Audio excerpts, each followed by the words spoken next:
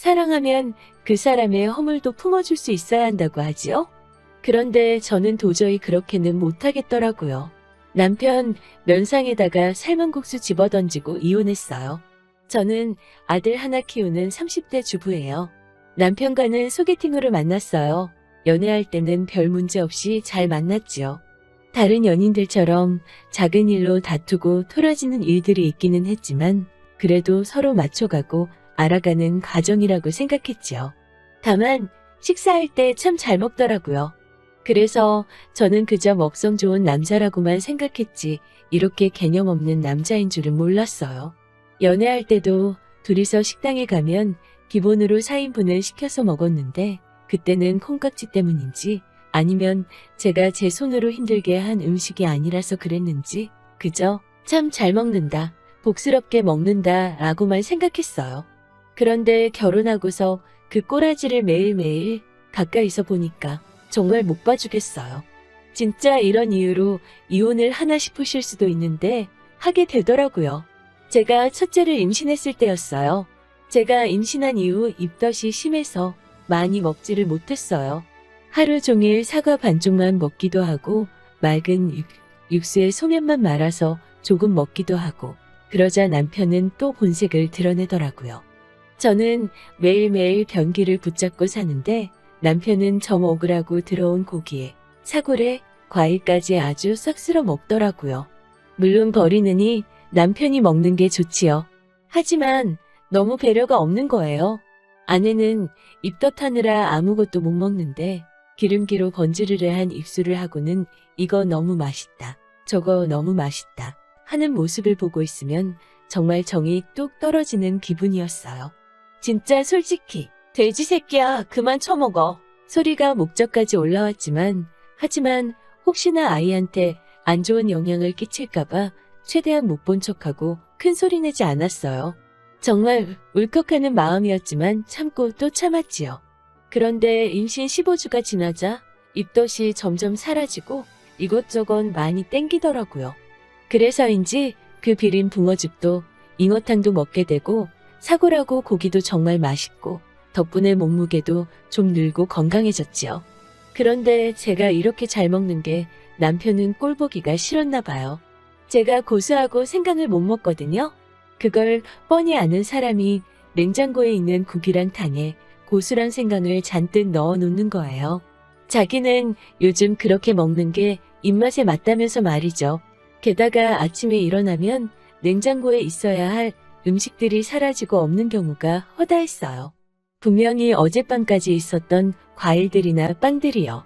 어디 갔냐고 물어보면 실실 해죽거리면서 나는 모르겠는데? 라고 시치미를 떼는데 본인은 귀여워 보일 거라고 생각했는지 무슨 생각이었는지 모르겠지만 진짜 그럴 때마다 한 대 패주고 싶은 마음이 굴뚝 같았지요. 그리곤 한 번은 명절 당일이 되었는데도 영 몸이 안 좋아서 친정도 갈 수가 없겠더라고요. 어쩔 수 없이 집에서 쉬고 있었지요. 전날 시댁에 내려간 남편은 명절 당일날 오후에 집에 돌아왔어요. 하루 종일 혼자서 누워만 있다 보니 힘도 없고 귀찮기도 해서 계속 굶었거든요. 그랬더니 어느 순간 허기가 몰려오더라고요. 아픈 몸을 이끌고 부엌에 가니 밥도 없고 라면도 없고 명절 당일이라 뭘 시켜 먹을 수도 없어서 우선 쌀을 씻어 밥통에 넣었어요. 밥이 되기를 기다리는데 일단 한번 배가 고프다는 걸 느끼고 나니까 공복감이 급격히 커져서 저도 모르게 아 배고프다라는 말이 저절로 나오더라고요. 그때 마침 남편이 현관으로 들어오더라고요. 보통 명절에 시댁이나 친정 다녀오면 어른들이 음식을 좀 챙겨주시잖아요.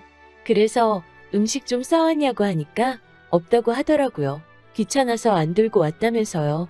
자기 차 끌고 갔으면서 집에 혼자 앓고 있는 제 생각 좀 해서 싸우지 싶었으나 그냥 말해 뭐하나 싶어서 아무 말 안 했어요. 그런데 남편이 갑자기 차에 두고 온 게 있다면서 얼른 갔다 온다고 하더니 20여 분이 지났는데도 안 들어오는 거예요.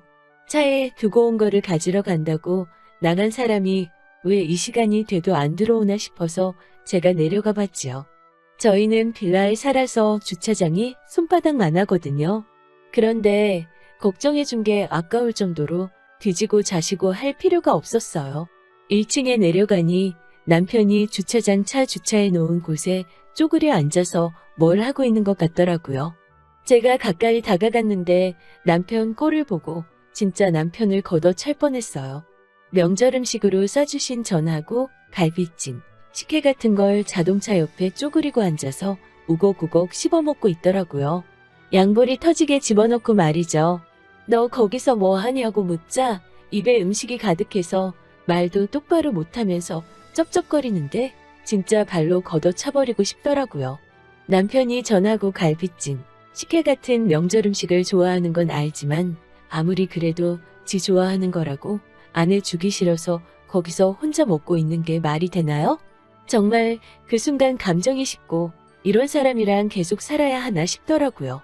하지만 뱃속에 아기가 있으니 꼭 참고 넘어갔어요. 그렇게 첫째를 품에 안았어요. 그런데 첫째가 조산으로 태어나서 소아천식으로 굉장히 고생을 많이 해요. 감기가 조금만 심해져도 폐렴으로 진행될 수도 있고 그래서 가족 내 아픈 사람이 있으면 굉장히 위험하다고 하더라고요. 면역 자체가 약하니까 늘 노심초사한 마음으로 키워야 하지요. 그런데 며칠 전 지난밤부터 고열과 발작적인 기침으로 아이가 고생을 하기 시작했지요. 수액과 미지근한 물로만 버티면서 기침 때문에 10분 이상 잠을 못 자고 끓어오르는 열로 몸이 불덩이 같더라고요. 도저히 안 되겠어서 병원에 데려가려고 차키를 찾는데 차키가 안 보이는 거예요. 남편한테 분명히 차를 두고 가라고 했거든요. 남편도 애가 아픈 걸 알고 혹시 모르는 상황이 있을 수 있으니까 말이에요. 그런데 남편한테 전화하니 차를 가져갔다고 하더라고요. 남편 회사가 걸어서 10분 거리에 있는데 추워서 차를 끌고 갔다는 거예요. 진짜 아빠라는 사람이 제정신인가 화가 머리끝까지 날 대로 났지만 일단은 택시를 불렀어요. 저희는 지방에 살기 때문에 입원시킬 병원에 가려면 1시간을 넘게 가야 하거든요. 의료원이나 조금 큰 병원이 근처에 있긴 하지만 소아과 전문의가 없고 애가 워낙 약하다 보니 급박한 일에 대비할 수 있게 다니던 소아과에서는 늘 되도록이면 대학병원으로 가라고 했거든요. 급한 대로 택시를 타고 다니던 소아과에 가서 일단 해열주사랑 병원 소개를 받고 소견서 첨부해서 왔어요.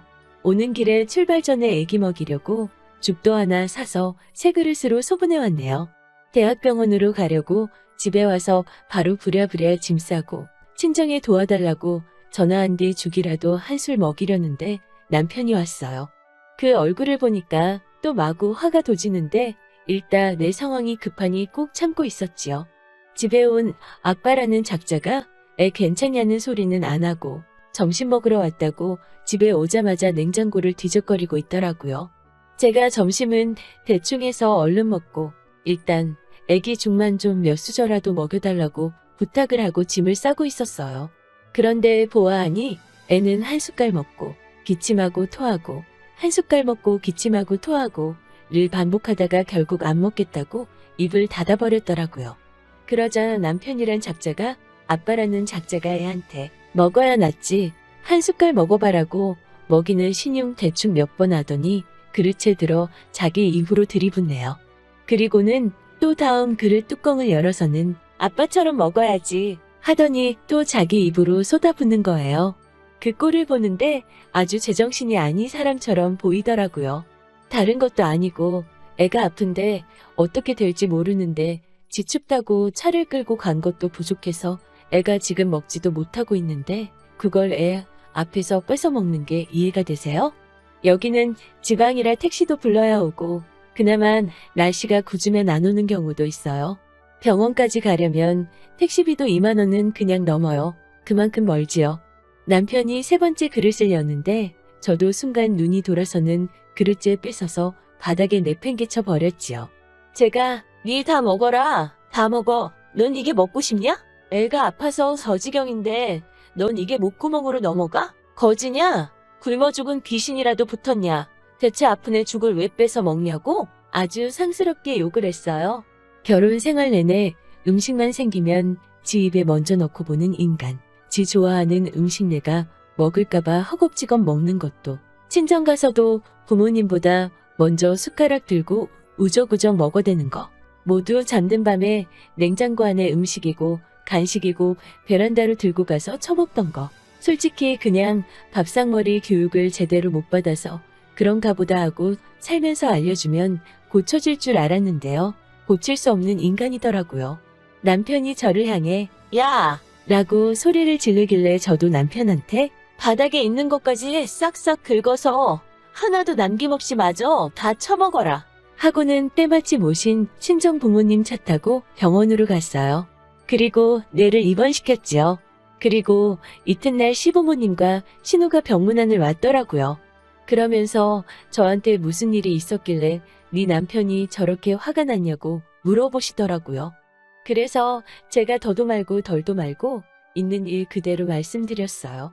제 얘기를 듣고 나자 한참을 말없이 계시던 시어머니가 그래도 그렇게 음식을 집어 던지면 어쩌냐 하시며 저를 나무라시길래 어차피 그 사람이 치우지도 않는데요. 라고 쏘아붙이고 말았어요. 아이가 누워있는 걸 보시더니 시아버지는 건수 잡았다 싶으셨는지 저더러 애가 이 지경이 되도록 병원도 안 오고 뭐 했냐고 역정을 내시더라고요. 그래서 제가 아버님 아들이 애 아픈 걸 뻔히 보고도 날 춥다고 차를 홀딱 끌고 가서는 시간이 걸렸다. 그리고 그 아들이 그 와중에 집에 와서는 냉장고를 뒤져 점심을 먹고 그게 부족했는지 아픈 아들 죽까지 뺏어 먹었다고 따다다다 쏘아붙였어요. 그동안 한 번도 이렇게 노골적으로 말한 적 없었거든요. 결국 시부모님도 아무 말 못하시고 신우만 미안하다 하고 돌아갔어요. 그리고 며칠 뒤 아이도 다 낳아서 퇴원했고요. 제가 생각이 짧았죠. 이때 이혼했었어야 했는데. 몇 달 뒤 저희 삼촌이 돌아가셨어요. 저희 삼촌은 평생을 혼자 사신 분이라서 따로 챙겨줄 가족이 없으세요. 그래서 가뜩이나 더 복잡한 심정인데 남편이란 작자는 뭐가 그렇게 신났는지 자기가 장례식장을 많이 다녀봐서 음식은 잘 안다면서 자기한테 맡기라고 난리더라고요. 도저히 신경 쓸 여유도 없고 해서 알아서 하라고 했지요. 그랬더니 세상에 이 인간이 조문객들은 삼촌처럼 일찍 돌아가시지 말고 오래오래 장수하시라고 육개장을 장터국수로 바꿔놨더라고요. 게다가 머릿고기는 또 지가 좋아하는 족발로 바꿔놨어요. 제가 아니 이게 무슨 짓거리야? 라고 하니까 왜 화를 내냐면서 손님 대접은 제대로 해야 한다고 개소리를 하더라고요. 장터국수는 어디 의정부 뭐 어디 국수집에서 육수를 특별히 공수해 온 거고 머릿고기는 웃돈을 줘서 족발로 업그레이드 한 거라고 자랑을 하면서 어디 유명한 족발 맛집에서 특별히 주문한 거라고 일반인은 어디 가서 이런 족발 돈을 얼마를 줘도 못 먹어본다고 저한테 자랑을 하더라고요. 그러더니 저한테 일부러 남을 정도로 넉넉하게 주문했으니까 집에 갈 때 꼭 족발 좀 챙기라며 저한테 되도 않는 윙크로 신호를 하는 거예요. 그 윙크하는 눈을 보는 순간 진짜 옆에 있던 젓가락으로 감고 있지 않은 다른 쪽 눈을 그대로 찔러버리고 싶더라고요. 그러면서 내가 이 인간이랑 더 살면 둘 중 하나는 진짜 사단나겠다는 생각이 들었어요. 결국 남편한테 밖으로 따라 나오라고 하곤 나가는 길에 말아놓은 국수를 손으로 한 움큼 퍼들고 뒤따라 나갔어요. 그리고선 뒤따라 나오던 남편 면상에다 있는 힘껏 국수를 집어 던졌네요. 가닥가닥 남편 면상이며 정장에 들러붙고 볼만하더라고요. 남편이 이게 뭐하는 짓이냐고 아주 생난리가 났지요. 밖에서 소란스러운 소리가 나니까 남편 친구들이 다 튀어나오고 저희 친정 식구들 나오고 난리가 난 거지요. 제가 정말 죄송한데 이 식충이랑은 더는 못 살겠다고. 이 사람이랑 하루라도 더 살면 진짜 둘 중 하나는 죽는 꼴 날 것 같다고 말했네요. 그러면서 이 돼지 같은 인간아, 네가 사람이냐 진공청소기냐 분쇄기냐 도대체 왜 음식을 보면 환장을 해서 앞뒤를 못 가리냐? 고 고래고래 소리를 쳤네요. 남편의 식탐을 이미 알고 있었는지 친구들은 재수씨 미안하다며 얼굴에 국수가 달라붙어 있는 식충이를 끌고 나갔지요. 그 후로 이렇게 간단하게 이혼해도 되나 싶을 정도로 쉽게 이혼했어요.